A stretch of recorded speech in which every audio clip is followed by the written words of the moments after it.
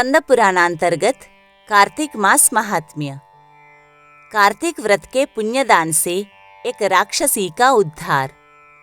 नारद जी राजा पृथु से कहते हैं कि हे राजन, कार्तिक के उद्यापन में तुलसी के मूल प्रदेश में भगवान विष्णु की पूजा की जाती है, क्योंकि वह उन्हें अधिक प्रीति प्रदान करने वाली मानी गई है। जिसके घर में तुलसी वन है वह घर तीर्थ स्वरूप है, वहाँ यमराज के दूत नहीं आते। तुलसी का वन सदा सब पापों का नाश करने वाला तथा अभीष्ट कामनाओं को देने वाला है। जो श्रेष्ठ मनुष्य तुलसी का बगीचा लगाते हैं वे यमराज को नहीं देखते। नर्मदा का दर्शन, गंगा का स्नान और तुलसी वन का संसर्ग, ये तीनों एक समान कहे गए हैं। जो तुलसी की मंजरी से संयुक्त होकर प्राण त्याग करता है वह सैकड़ों पापों से युक्त हो तो भी यमराज उसकी ओर नहीं देख सकते। जो मनुष्य आंवले के फलों और तुलसी के पत्तों से मिश्रित जल के द्वारा स्नान करता है उसे गंगा स्नान करने का फल प्राप्त होता है। पूर्व काल की बात है, सह्या पर्वत पर करवीरपुर में धर्मदत्त नाम से विख्यात कोई धर्मज्ञ ब्राह्मण थे। एक दिन कार्तिक मास में भगवान विष्णु के समीप जागरण करने के लिए वे भगवान के मंदिर की ओर चले। उस समय एक पहर रात बाकी थी। भगवान के पूजन की सामग्री साथ लिए जाते हुए ब्राह्मण ने मार्ग में देखा कि एक भयंकर राक्षसी आ रही है। उसे देखते ही ब्राह्मण भय से थर्रा उठे। उनका सारा शरीर कांपने लगा। उन्होंने साहस करके पूजा की सामग्री तथा जल से ही उस राक्षसी के ऊपर प्रहार किया। उन्होंने हरि नाम का स्मरण करके तुलसी दल मिश्रित जल से उसको मारा था, इसलिए उसका सारा पातक नष्ट हो गया। अब उसे अपने पूर्व जन्म के कर्मों के परिणाम स्वरूप प्राप्त हुई दुर्दशा का स्मरण हो आया। उसने ब्राह्मण को दंडवत प्रणाम करके इस प्रकार कहा, हे ब्राह्मण, मैं पूर्व जन्म के कर्मों के फल से इस दशा को पहुंची हूँ। अब मुझे कैसे उत्तम गति की प्राप्ति होगी? तब धर्मदत्त ने पूछा कि किस कर्म के फल से तुम इस दशा को पहुंची हो? कहाँ की रहने वाली हो? तुम्हारा नाम क्या है और आचार व्यवहार कैसा है? ये सारी बातें मुझे तुम बताओ। तब कलहा ने कहा, ब्राह्मण, मेरे पूर्व जन्म की बात है। सौराष्ट्र नगर में भिक्षु नाम के एक ब्राह्मण रहते थे। मैं उन्हीं की पत्नी थी। मेरा नाम कलहा था और मैं बड़े क्रूर स्वभाव की स्त्री थी। मैंने वचन से भी कभी अपने पति का भला नहीं किया। उन्हें कभी मीठा भोजन नहीं परोसा। सदा अपने स्वामी को धोखा ही देती रही। मुझे कलह विशेष प्रिय था। इससे मेरे पति का मन मुझसे सदा उद्विग्न रहा करता था। अंततोगत्वा उन्होंने दूसरी स्त्री से विवाह करने का निश्चय कर लिया। तब मैंने विष खाकर अपने प्राण त्याग दिए। फिर यमराज के दूत आए और मुझे बांधकर पीटते हुए यमलोक में ले गए। वहाँ यमराज ने मुझे देखकर चित्रगुप्त से पूछा, चित्रगुप्त, देखो तो सही इसने कैसा कर्म किया है। जैसा इसका कर्म हो उसके अनुसार यह शुभ या अशुभ प्राप्त करे। तब चित्रगुप्त ने कहा कि इसका किया हुआ कोई भी शुभ कर्म नहीं है। यह स्वयं मिठाइयाँ उड़ाती थी और अपने स्वामी को उसमें से कुछ भी नहीं देती थी। इसने सदा अपने स्वामी से द्वेष किया है, इसलिए यह चमगादुरी होकर रहे तथा सदा कलह में ही इसकी प्रवृत्ति रही है। इसलिए यह विष्ठाभोजी सूकरी की योनि में रहे। जिस बर्तन में भोजन बनाया जाता है उसी में यह सदा अकेली खाया करती थी, अतः उसके दोष से यह अपनी ही संतान का भक्षण करने वाली बिल्ली हो।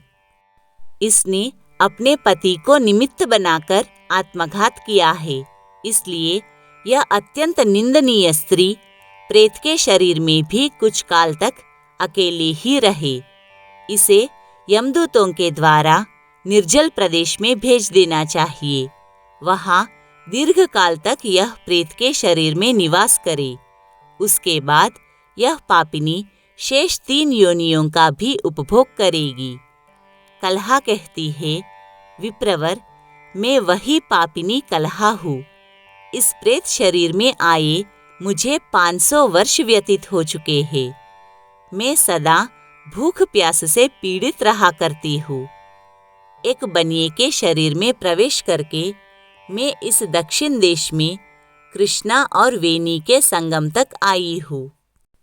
जो ही संगम तट पर पहुंची त्यों ही भगवान शिव और विष्णु के पार्षदों ने मुझे बलपूर्वक उसके शरीर से दूर भगा दिया। तब से मैं भूख का कष्ट सहन करती हुई इधर उधर घूम रही हूँ। इतने में ही आपके ऊपर मेरी दृष्टि पड़ी है। आपके हाथ से तुलसी मिश्रित जल का संसर्ग पाकर मेरे सब पाप नष्ट हो गए। द्विजश्रेष्ठ, अब आप ही कोई उपाय कीजिए। बताइए, मैं इस प्रेत शरीर से और भविष्य में होने वाली भयंकर 3 योनियों से किस प्रकार मुक्त होऊंगी।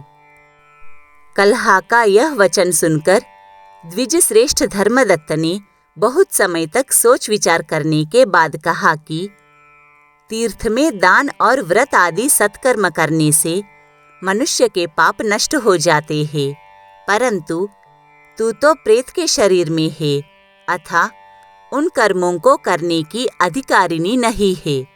इसलिए मैंने जन्म से लेकर अब तक जो कार्तिक का व्रत किया है उसके पुण्य का आधा भाग मैं तुझे देता हूँ। तू उसी से सद्गति को प्राप्त हो जा। यो कहकर धर्मदत्त ने 12 मंत्र का श्रवण कराते हुए तुलसी मिश्रित जल से जो ही उसका अभिषेक किया त्यों ही वह प्रेत योनि से मुक्त होकर प्रज्वलित अग्निशिखा के समान तेजस्विनी एवं दिव्य रूपधारिणी देवी हो गई और सौंदर्य में लक्ष्मी जी की समानता करने लगी। तदनंतर उसने भूमि पर दंड की भांति गिरकर ब्राह्मण देवता को प्रणाम किया और हर्ष गदगद वाणी में कहा कि हे द्विजश्रेष्ठ, आपके प्रसाद से आज मैं इस नरक से छुटकारा पा गई। मैं पाप के समुद्र में डूब रही थी। आप मेरे लिए नौका के समान हो गए। वह इस प्रकार ब्राह्मण से कही रही थी कि आकाश से एक दिव्य विमान उतरता दिखाई दिया। वह अत्यंत प्रकाशमान एवं विष्णु रूपधारी पार्षदों से युक्त था। विमान के द्वार पर खड़े हुए पुण्यशील और सुशील ने उस देवी को उठाकर श्रेष्ठ विमान पर चढ़ा लिया।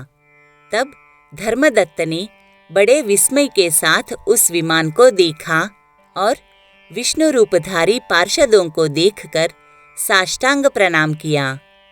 पुण्यशील और सुशील ने प्रणाम करने वाले ब्राह्मण को उठाया और उसकी सराहना करते हुए कहा, द्विजश्रेष्ठ, तुम्हें साधुवाद है, क्योंकि तुम सदा भगवान विष्णु के भजन में तत्पर रहते हो, दीनों पर दया करते हो, सर्वज्ञ हो तथा भगवान विष्णु के व्रत का पालन करते हो। तुमने बचपन से लेकर अब तक जो कार्तिक व्रत का अनुष्ठान किया है उसके आधे भाग का दान करने से तुम्हें दुगना पुण्य प्राप्त हुआ है और इसके सैकड़ों जन्मों के पाप नष्ट हो गए हैं।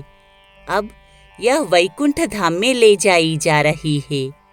तुम भी इस जन्म के अंत में अपनी दोनों स्त्रियों के साथ भगवान विष्णु के वैकुंठ धाम में जाओगे। धर्मदत्त, जिन्होंने तुम्हारे समान भक्तिपूर्वक भगवान विष्णु की आराधना की है, वे धन्य और कृतकृत्य है। इस संसार में उन्हीं का जन्म सफल है। भली भांति आराधना करने पर भगवान विष्णु देहधारी प्राणियों को क्या नहीं देते हैं।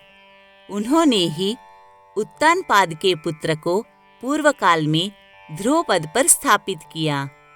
उनके नामों का स्मरण करने मात्र से समस्त जीव सद्गति को प्राप्त होते हैं। पूर्व काल में ग्राहग्रस्त गजराज उन्हीं के नामों का स्मरण करने से मुक्त हुआ था। तुमने जन्म से ही लेकर जो भगवान विष्णु को संतुष्ट करने वाले व्रत का अनुष्ठान किया है, उससे बढ़कर ना यज्ञ है, ना दान है और ना ही तीर्थ है।